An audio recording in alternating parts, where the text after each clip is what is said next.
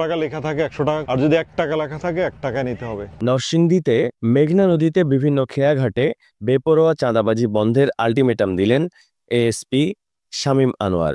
ইজারার নামে বহু বছর যাবৎ জোরপূর্বক চাঁদা আদায় চললেও প্রভাবশালী চাঁদাবাজদের ভয়ে মুখ খুলতে পারেনি কেউ। অবশেষে এএসপির অভিযান আশা জাগিয়েছে মেঘনাচরের বাসিন্দাদের মনে। নামে অবৈধভাবে টাকা নেওয়া বন্ধ করতে হবে এবং করতেই হবে, এটা বন্ধ হবে। আমি এটা চ্যালেঞ্জ করলাম। আর ইজারা সরকারিভাবে যে টাকা লেখা আছে এর বাইরে 1 টাকাও যদি নেওয়া হয় সেটা পরিষ্কার চাঁদাবাজি।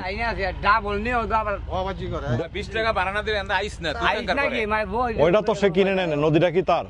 ইজারা বাতিলেরও সুপারিশ করব, পাশাপাশি আইনগত যে ব্যবস্থা পুলিশের ব্যবস্থাটা তো সুন্দর হয় না, সেই ব্যবস্থাগুলো নেওয়া হবে। এখান থেকে যারা যায় বেশিরভাগই একেবারে অনাথ গরিব, পাতিল মাঝে ওই কোনো রকম গরু চড়ায়, তাদের কাছে 20 টাকা মানে অনেক টাকা।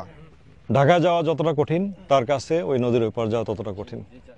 আমরা সবাই মিলে যদি ন্যায়ের পথে আমরা থাকি, কারো ক্ষমতা নাই নিয়মের বাইরে যে কিছু করবে, কারো সাহস নাই। হাজার হাজার মানুষ অভিশাপ দেয়, ওই যে নৌকা চালাচ্ছে, ওই যে রিক্সাওয়ালা ভাইরা রিক্সা চালাচ্ছে, দিন চলতেছে তো।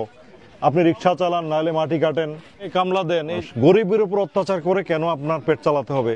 আমার কানে যদি এই কথাটা আসে যে কারো কাছ থেকে বেশি টাকা নেওয়া হয়েছে, পরিণাম খুব খারাপ হবে। সিম্পলি সবই জানেন আপনারা, না জানার কিছু নাই। আপনার কোনো লোক কি কাগজপত্র নিয়ে ঘাটে আসতে পারবে? এখন আমি কাগজপত্র চেক করব, সে যদি এখানে না আসে আমি কিভাবে নিতে হয় আমি কিন্তু জানি সবকিছু। বুক ভরা সাহস রাখবেন। সাদ্দাম উদ্দিন রাজ, চিফ টিভি, নরসিংদী।